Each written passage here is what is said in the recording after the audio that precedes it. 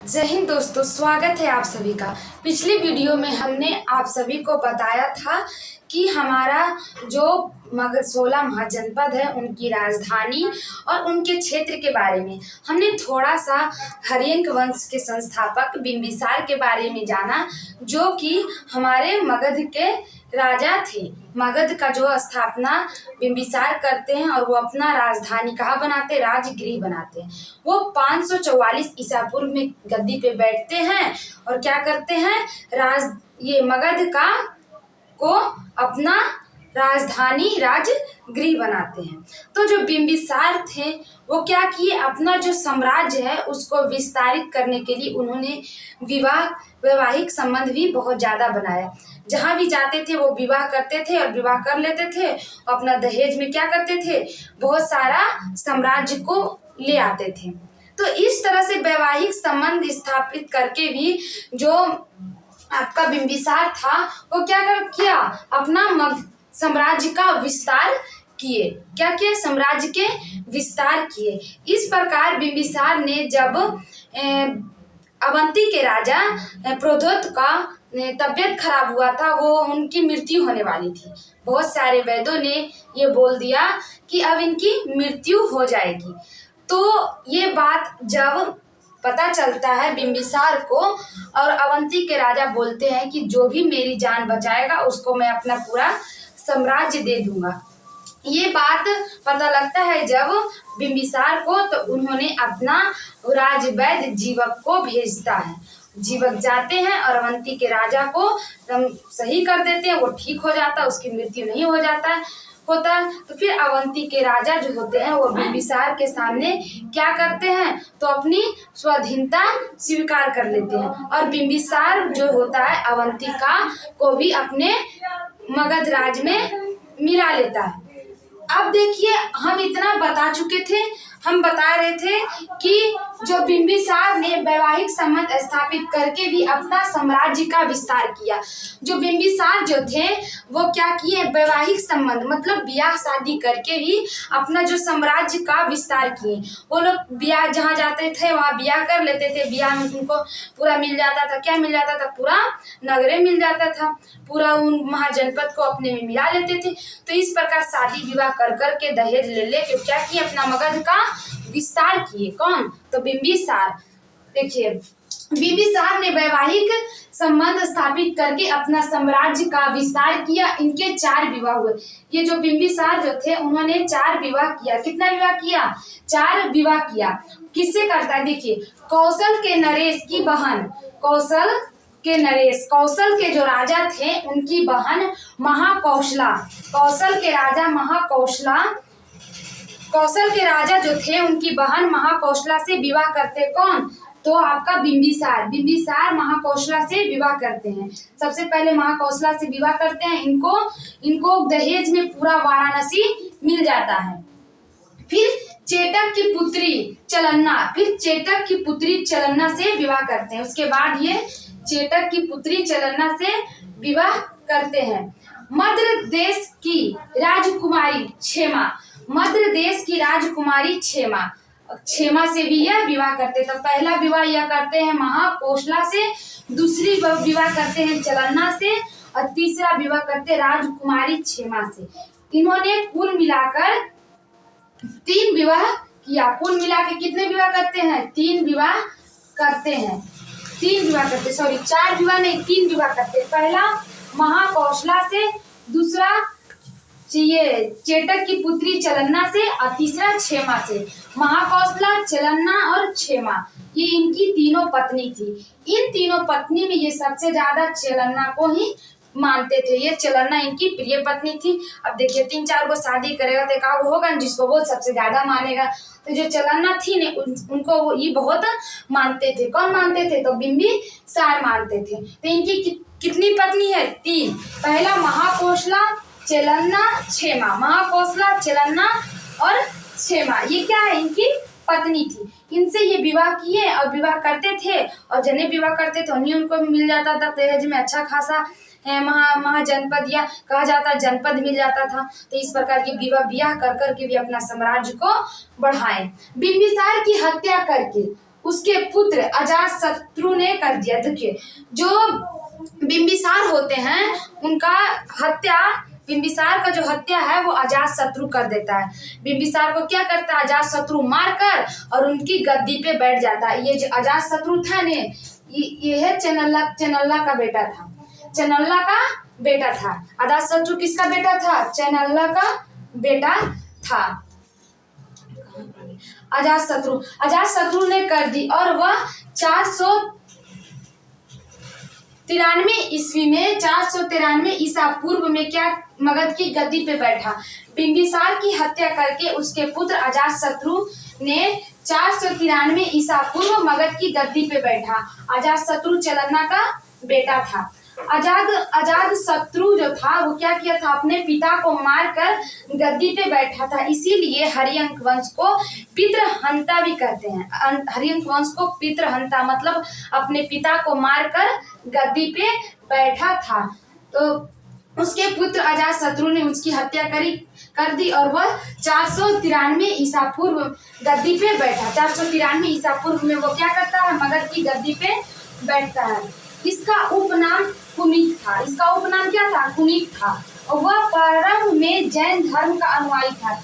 ये जो अजातशत्रु किसका अनुयायी था, तो जैन धर्म का। जैन धर्म और बौद्ध धर्म दोनों ही हरियंक वंश के समकालीन थे। मतलब जैन धर्म और बौद्ध धर्म दोनों ही बिंबिसार और अजातशत्रु के समकालीन थे।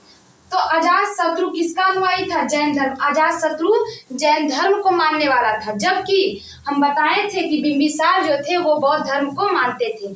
और आपका अजातशत्रु किसको मानता था, तो जैन धर्म को। गद्दी पर बैठा।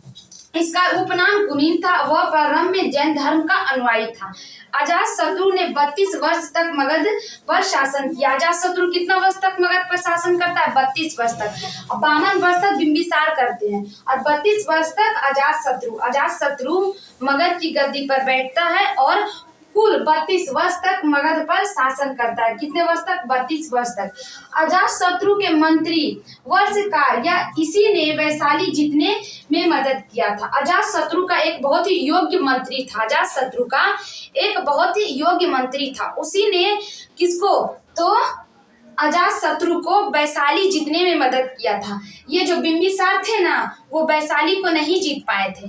वैशाली पे हमला किए लेकिन वैशाली को नहीं जीत पाए और यही काम अजातशत्रु पूरा करते हैं। अजातशत्रु वर्षकार के मदद से, किसके मदद से, वर्षकार के मदद से क्या करते हैं, वैशाली को जीतते हैं। वैशाली को जीत जाते, किसके मदद से, वर्षकार के मदद से। अब देखिए 461 ईस्वी में, 461 ईसा पूर्व में अपने पिता की हत्या करके उदाइन गद्दी पे बैठता है। कि इस वंश में क्या किया, एक बेटा बाप को मारकर अपना गद्दी पे बैठा, इसीलिए इसको पितृहंता। देखिए पहले जो बिंबिसार का हत्या भी अजातशत्रु करता है, अजातशत्रु की हत्या उदाइन करता है।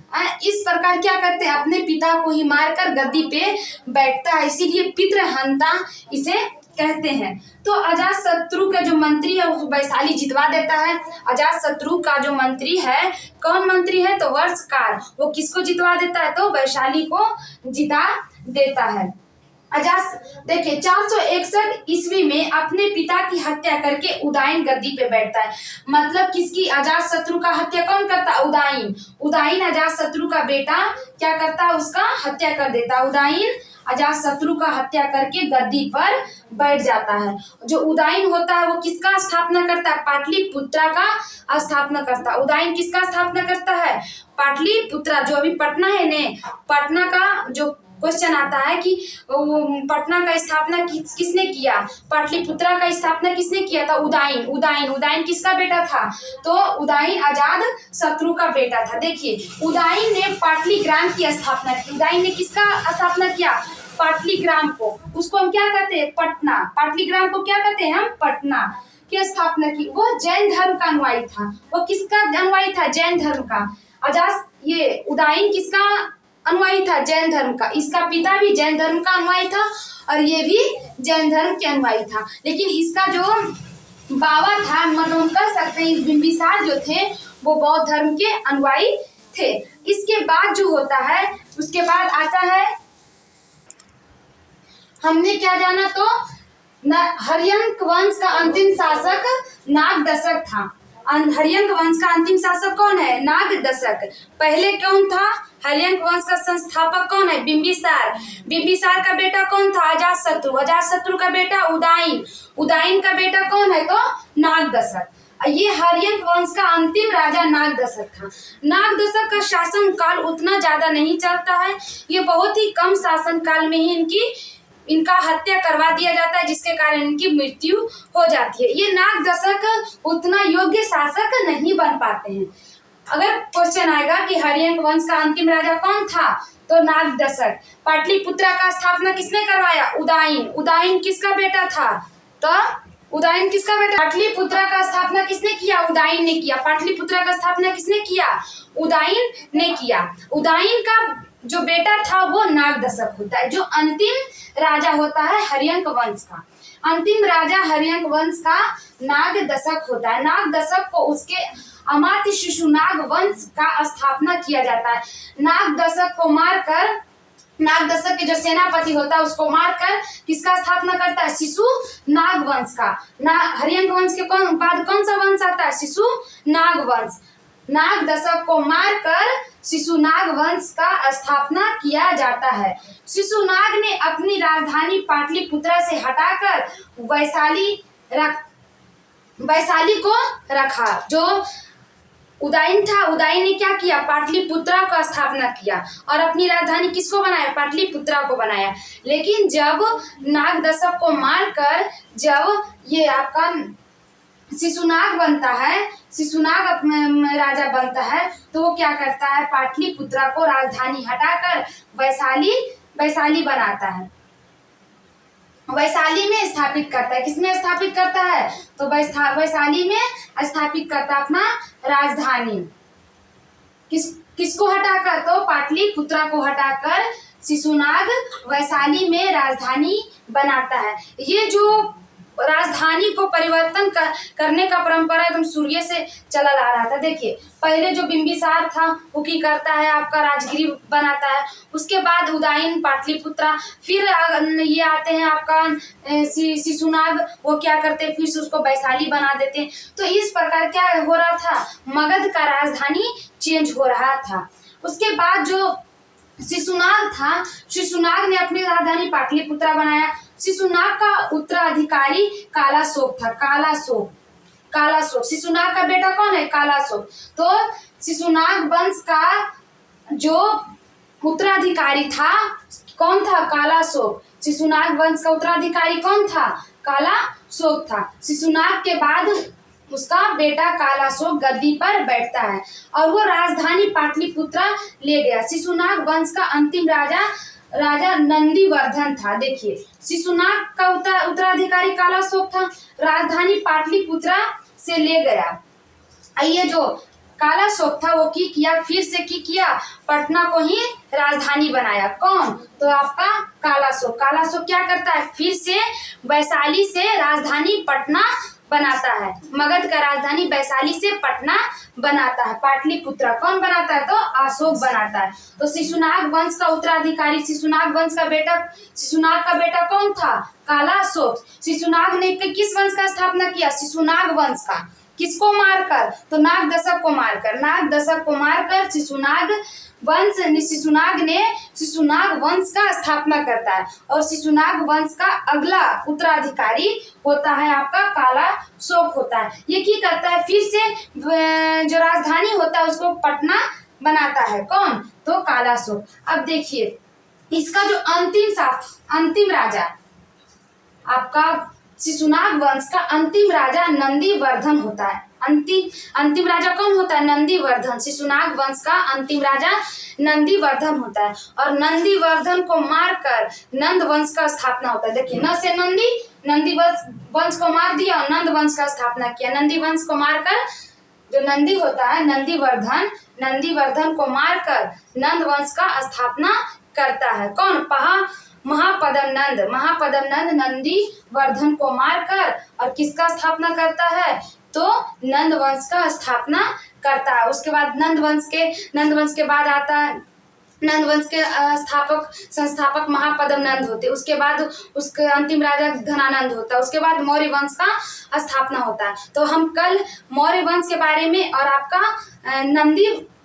नंद वंश के बारे में बताएंगे। आज तक इतना ही।